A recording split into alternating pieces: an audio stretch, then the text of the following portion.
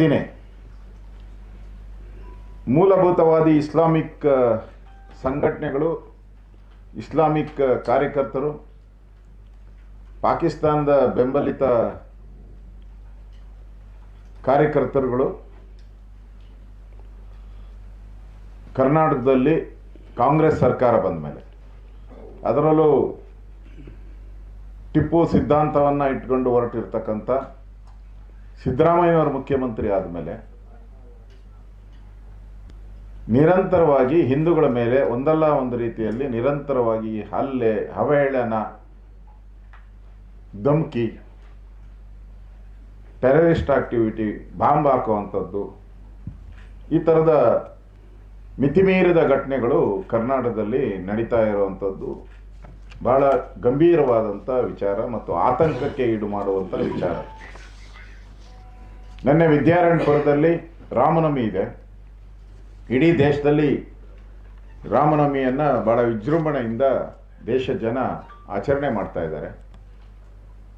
ರಾಮ ಈ ದೇಶದ ಆದರ್ಶ ಪುರುಷ. ರಾಮ ಮಂದಿರ ನಿರ್ಮಾಣ ಆಗಿದೆ. ಇಂಥ ಸಂದರ್ಭದಲ್ಲಿ ಕಾರ್ಯಕರ್ತರು ಎಲ್ಲರೂ ಕೂಡ, ನನ್ನ ಮನೆಯಲ್ಲೂ ಕೂಡ ನಮ್ಮ ಪೂರ್ವಿಕರು ಕಳೆದ 100-150 ವರ್ಷದಿಂದನೂ ಕೂಡ ರಾಮನವಮಿಯನ್ನು ನಮ್ಮ ಮನೆಯಲ್ಲಿ ಆಚರಣೆ ಮಾಡ್ಕೊಂಬರ್ತಾ ಇದ್ದೀರಿ. ಪ್ರತಿಯೊಬ್ಬರ ಮನೆಯಲ್ಲೂ ಆಚರಣೆ ಮಾಡ್ತಾ ಇದ್ದೀರಿ. ಜೈ ಶ್ರೀರಾಮ್ ಅಂತ ಹೇಳಿದ್ಕೆ ನೀವು ಜೈ ಶ್ರೀರಾಮ್ ಅಂತ ಹೇಳಬಾರ್ದು, ಅಲ್ಲಾಹು ಅಕ್ಬರ್ ಅಂತ ಹೇಳಬೇಕು ಅಂತ ಹೇಳಿ ಧಮಕಿ ಹಾಕಿ, ಕಾರನ್ನು ನಿಲ್ಲಿಸಿ, ಒಡೆದು, ಹಲ್ಲೆ ಮಾಡಿ, ಬೆದರಿಕೆ ಹಾಕಿ, ಕೊಲೆ ಬೆದರಿಕೆ ಹಾಕಿ ಮಾಡಿರುವಂಥದ್ದನ್ನು ನೋಡಿದ ಮೇಲೆ ನಾವು ಹಿಂದೂಸ್ತಾನದಲ್ಲಿದ್ದೀರಾ ಪಾಕಿಸ್ತಾನದಲ್ಲಿದ್ದೀರಾ ಅಂತ ಡೌಟ್ ಶುರುವಾಗ್ಬಿಟ್ಟಿದೆ. ಕರ್ನಾಟಕ ಇಸ್ಲಾಮಿಕ್ ಮೂಲಭೂತವಾದಿಗಳ ಕೈಗೆ ಸಿದ್ದರಾಮಯ್ಯನವರು ದಾರೆ ಎಳೆದು ಕೊಟ್ಬಿಟ್ಟಿದಾರ ಅಂತ ಭಯ ಆಗ್ತಾ ಇದೆ. ಒಂದು ಕಡೆ ಲಕ್ಷ್ಮಣ್ ಸವದಿಯವರು ಸಾರ್ವಜನಿಕ ಸಭೆಯಲ್ಲಿ ಕೈ ಮುಗಿದು ವಿನಮ್ರವಾಗಿ ಖರ್ಗೆ ಅವ್ರನ್ನ ಕೇಳ್ತಾರೆ, ನಾನು ಭಾರತ್ ಮಾತಾ ಕಿ ಜೈ ಅನ್ನಬಹುದಾ ಖರ್ಗೆ ಸಾಹೇಬರೇ, ಅಧ್ಯಕ್ಷರೇ ಅಂತ ಕೇಳ್ತಾರೆ. ಅವರು ಅನುಮತಿ ಕೊಡ್ತಾರೆ. ಆಯ್ತು, ಪರವಾಗಿಲ್ಲ ಹೇಳಿ ಅಂತ ಕೊಡ್ತಾರೆ. ಇನ್ನೊಬ್ಬ DK ಸುರೇಶ್ ಅವರು, ರಾಮ ದೇವರೇ ಅಲ್ಲ, ನಮ್ಮ ಮನೇಲಿ ಫೋಟೋನೇ ಇಕ್ಕಲ್ಲ ಅಂತ ಇಟ್ಕೊಳ. DK ಸುರೇಶ್ ಅವರೇ, ನಿಮ್ಮ ಮನೇಲಿ ರಾಮನ ಫೋಟೋ ಯಾಕೆ ಇಕ್ಕಂತೀರ? ಕಲ್ಲು ಬಂಡೆಗಳನ್ನ ಇಟ್ಕೊಂಡಿರಿ. ಕಲ್ಲು ಬಂಡೆ ವ್ಯಾಪಾರ ಮಾಡೋರು ತಾನೇ ನೀವು. ಕಲ್ಲು ಬಂಡೆನ ಇಟ್ಕೊಂಡು ನೀವು ವ್ಯಾಪಾರ ಮಾಡಿದವರು, ಅದರಿಂದ ಉದ್ಧಾರ ಆಗಿದ್ದೆ ಅಂತೇಳಿ ಏನು ಮಾಡಿ, ರಾಮನ ಬಗ್ಗೆ ಯಾಕೆ ಅವಮಾನ ಮಾಡ್ತೀರ ನೀವು? ರಾಮನ ಫೋಟೋ ಇಲ್ಲ ಅಂತ ಹೇಳಿದ್ರೆ ಆಂಜನೇಯ ಇಲ್ಲ, ಆಂಜನೇಯ ಇಲ್ಲ ಅಂದ್ರೆ ರಾಮ ಇಲ್ಲ. ಇಡೀ ದೇಶದ ಕನ್ಯಾಕುಮಾರಿಯಿಂದ ಕಾಶ್ಮೀರದವರೆಗೆ ಹೋಗಿ ಆಂಜನೇಯನ ಇಲ್ದಿದ್ದು ಊರೇ ಇಲ್ಲ. ಆಂಜನೇಯನ ಎಲ್ಲಿ ದೇವಸ್ಥಾನ ಇದೆ ಅಲ್ಲ, ರಾಮನ ಇಲ್ದಿದ್ದು ಆಂಜನೇಯನ ದೇವಸ್ಥಾನ ಇದು ಕಣ್ಣಿಗೆ ಕಾಣಿಸಲ್ವ ನಿಮಗೆ DK ಸುರೇಶ್ ಅವರೇ? ಈ ಥರ ನೀವು ಹಿಂದೂಗಳನ್ನ ಅವಹೇಳನ ಮಾಡಿ ಮಾಡಿ ಬೈದು ಇವತ್ತು ರಾಜ್ಯದಲ್ಲಿ ಈ ಮುಸ್ಲಿಂ ಭಯೋತ್ಪಾದನಾ ಚಟುವಟಿಕೆಗಳು ಜಾಸ್ತಿ ಆಗಿದೆ. ಹಿಂದೂ ಕಾರ್ಯಕರ್ತರ ಮೇಲೆ, ಶ್ರೀರಾಮ್ ಮಂದಿರಕ್ಕೆ ಹೋಗುವಂಥ ಕಾರ್ಯಕರ್ತರ ಮೇಲೆ ಕೇಸ್ಗಳನ್ನು ದಾಖಲೆ ಮಾಡ್ತೀರಾ. ಹನುಮ ಧ್ವಜದ ಹಾರಾಟ ಆಗ್ತಾ ಇದ್ದಂಥ ಹನುಮ ಧ್ವಜವನ್ನು ಕಿತ್ತಾಕ್ತೀರಾ ಮಂಡ್ಯದಲ್ಲಿ. ಈ ರೀತಿ ಸಿದ್ದರಾಮಯ್ಯನವರ ಸರ್ಕಾರ ಬಂದ ಮೇಲೆ ಹಿಂದೂಗಳು ಹಿಂದೂಸ್ತಾನ, ಅದು ಕರ್ನಾಟಕದಲ್ಲಿ ಭಯದಿಂದ ಬದುಕುವಂಥ ವಾತಾವರಣವನ್ನು ಸಿದ್ದರಾಮಯ್ಯ ಆ್ಯಂಡ್ ಗ್ಯಾಂಗ್ ಮಾಡ್ತಾ ಇರೋದನ್ನ ನಾನು ಖಂಡನೆ ಮಾಡ್ತೀನಿ. ಮೊನ್ನೆನೂ ಕೂಡ ಚಿಕ್ಕಪೇಟೆಯಲ್ಲಿ ಹನುಮಾನ್ ಚಾಲೀಸ್ ಹಾಡುಗಳನ್ನು ಜೋರಾಗಿ ಹಾಕಿದ್ಕೋಸ್ಕರ ಅಂಗಡಿ ಮಾಲೀಕನ ಮೇಲೆ ಹಲ್ಲೆ ಮಾಡಿ ಅವನ ಮೇಲೆ ಒಡೆದು ದರೋಡೆ ಮಾಡಿದ್ದಾರೆ. ಮೊನ್ನೆ ಇನ್ಸಿಡೆಂಟ್ಸ್ ಇದು. ಅಲ್ಲೆಲ್ಲ 144 ಸೆಕ್ಷನ್ ಹಾಕಿ ಪೊಲೀಸರು ಪ್ರವೇಶ ಆಯಿತು.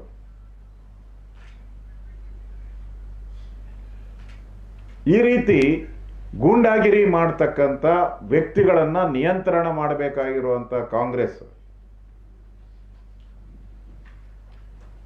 ಒಂದು ರೀತಿ ಅವರಿಗೆ ಬೆಂಬಲ, ಪರೋಕ್ಷವಾಗಿ ಅವರಿಗೆ ಬೆಂಬಲ ಕೊಡ್ತಾ ಇದೆ. ನೀವೇನು ಬೇಕಾದರೂ ಮಾಡಿ, ನಮ್ಮ ಓಟ್ ಹಾಕ್ಬಿಡಿ ಸಾಕು, ನಿಮ್ಮನ್ನು ರಕ್ಷಣೆ ಮಾಡ್ತೀರಿ ಅನ್ನೋ ಒಂದು ಸಂದೇಶವನ್ನು ಈ ಕಾಂಗ್ರೆಸ್ ಸರ್ಕಾರ ಈ ಮೂಲಭೂತವಾದಿಗಳಿಗೆ ಮೆಸೇಜನ್ನು ಕೊಟ್ಟಿದ್ದಾರೆ.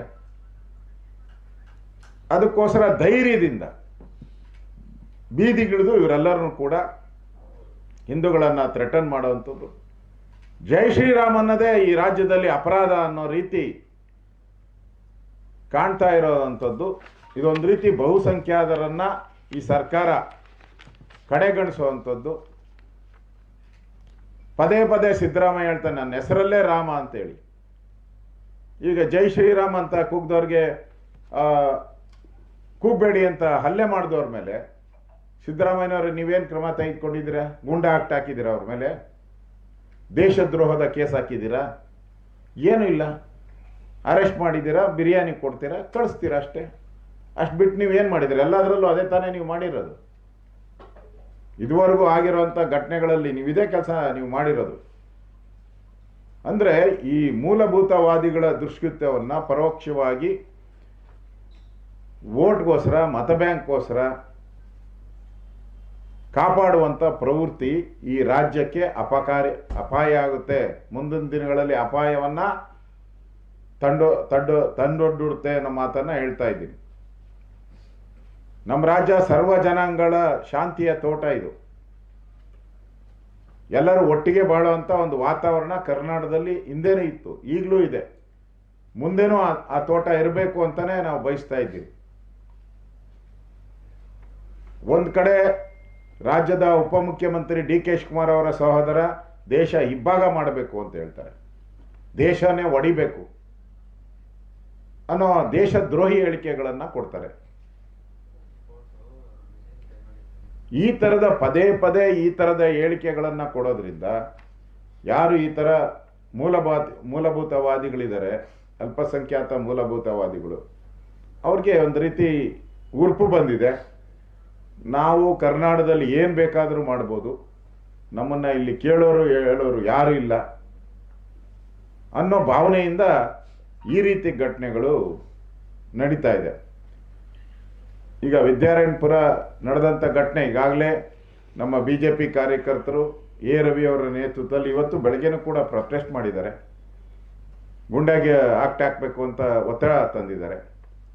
ನನಗೊಂದ್ಸರಿ ಕಾಂಗ್ರೆಸ್ ಅವ್ರಿಗೆ ದಮ್ಮಿದ್ರೆ, ಈಗ ಇಲ್ಲ ಇದೊಂದು ಘಟನೆ ಸುಮ್ಮನೆ ಸಣ್ಣ ಇನ್ಸಿಡೆನ್ಸು ಅಂತ ಕಾಂಗ್ರೆಸ್ ಅವರು ಇನ್ನು ಸ್ಟೇಟ್ಮೆಂಟ್ ಕೊಡೋಕ್ಕೆ ಶುರು ಆಗ್ತಾರೆ. BJP ಅವರು ಇದನ್ನು ವೈಭವೀಕರಿಸ್ತಾರೆ. ನಾವು ಆಗಲ್ಲ, ನೀವು ಇಮಿಡಿಯೇಟಾಗಿ ಗುಂಡಾ ಆಕ್ಟ್ ಹಾಕ್ಬಿಡಿ, ನಾವು ಇದ್ರ ಬಗ್ಗೆ ಮಾತಾಡೋಕ್ಕೆ ಹೋಗಲ್ಲ, ಇಮಿಡಿಯೇಟಾಗಿ ಗುಂಡಾ ಆಕ್ಟ್ ಹಾಕಿ, ದೇಶದ್ರೋಹದ ಕೇಸ್ ಹಾಕಿ ಅವ್ರ ಮೇಲೆ.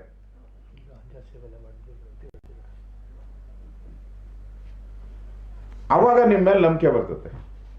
ಇಲ್ಲ ಅಂದರೆ ನೀವು ಏನು ಮಾಡ್ತೀರಾ, ಫಸ್ಟೇ ಅವ್ರನ್ನ ಸೇಫ್ ಗಾರ್ಡ್ ಮಾಡೋಕ್ಕೆ ಅವ್ರ ಮೇಲೆ ಏನೇನು ಬೇಕೋ ಆ ಥರ ಹೇಳ್ತೀರ. ಗಾಂಜಾ ಸೇವನೆ ಮಾಡಿದ್ರು, ಕುಡಿದ್ಬಿಟ್ಟಿದ್ರು, ಇನ್ನು ಕೆಲವು ಸರಿ ಹೇಳ್ತೀರಾ ಅವರು ಹುಚ್ಚರು, ಮತಿಭ್ರಮಣೆ ಆಗಿತ್ತು, ಮೊನ್ನೆ ತಾನೇ ಅವರು ಏನೋ ಮೆಂಟಲ್ ಆಸ್ಪತ್ರೆಯಿಂದ ಬಂದಿದ್ರು. ಇವೆಲ್ಲ ಫಿಟ್ಟಿಂಗ್ ಇಡೋಕ್ಕೆ ನೀವು ಎಕ್ಸ್ಪರ್ಟ್ ಇದ್ದೀರ, ನೀವು ಫಿಟ್ಟಿಂಗ್ ಮಾಸ್ಟ್ರುಗಳು, ನೀವು ಇದರಲ್ಲಿ ಎಕ್ಸ್ಪರ್ಟ್. ನೀವು ಇನ್ನು ಅವರು ಏನೋ ರಾಮೇಶ್ವರ ಕೆಫೆ ಇನ್ನು ಬಾಂಬ್ ಬಿಟ್ಟು ಹೋಗವ್ರೆ, ಅವಾಗೇ ಇವ್ರ ಸ್ಟೇಟ್ಮೆಂಟು ಹೋಟ್ಲು ಗಲಾಟೆ ಅಂತ. ಹಾಂ, ಬಾಂಬ್ದು ಹೊಗೆ ಇರಲಿಲ್ಲ. ಹಾಂ, ಇನ್ನು ಹೊಗೆ ಹಂಗೆ ಓಡ್ತಾ ಇತ್ತು.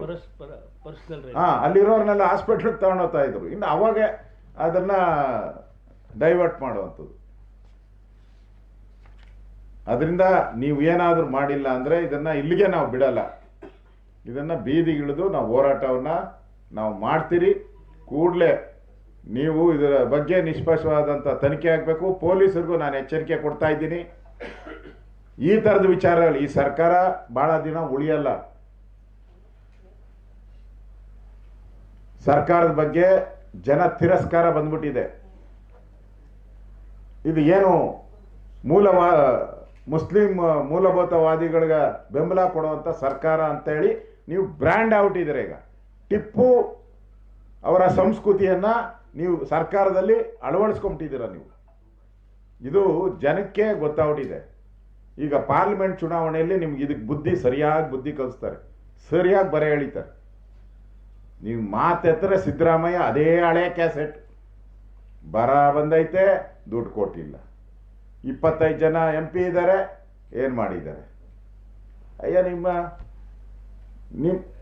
ದೃಷ್ಟಿ ಒಬ್ಬ ಗೆದ್ದಿದ್ದಾರಲ್ಲಪ್ಪ ನಿಮ್ಮ MP, ಅವ್ರೇನು ಮಾಡಿದ್ದಾನೆ ಪಾರ್ಲಿಮೆಂಟಲ್ಲಿ? ಅದನ್ನ ಹೇಳಲ್ಲ ನೀವು ಯಾವಾಗೂ.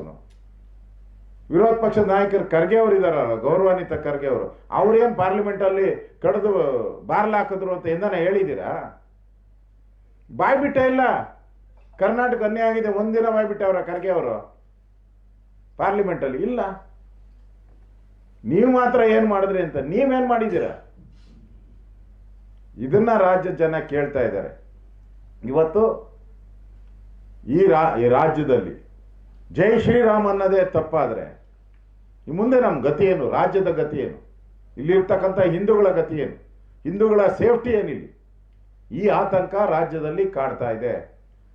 ದಯವಿಟ್ಟು ರಾಜ್ಯದ ಜನತೆಯಲ್ಲಿ ಒಬ್ಬ ವಿರೋಧ ಪಕ್ಷದ ನಾಯಕನಾಗಿ ನಾನು ಕೈ ಮುಗಿದು ವಿನಂತಿ ಮಾಡ್ತೀನಿ. ಇದು ಈ ಸರ್ಕಾರ ಈ ರಾಜ್ಯವನ್ನ ಅವನತಿಗೆ ತೆಗೆದುಕೊಂಡು ಹೋಗ್ತೈತೆ.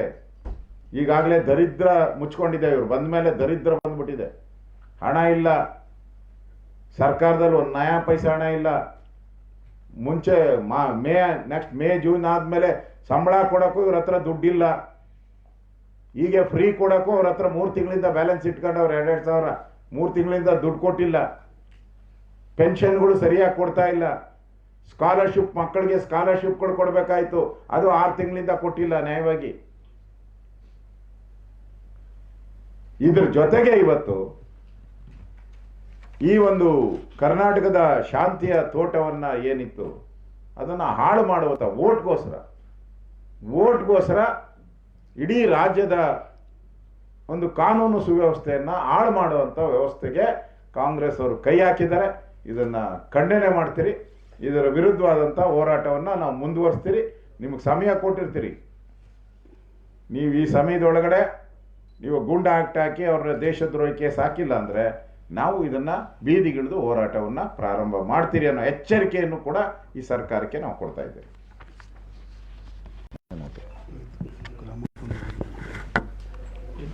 ಬೇಕಾ ಒಂದೇ ಸಾಕಲ್ಲ.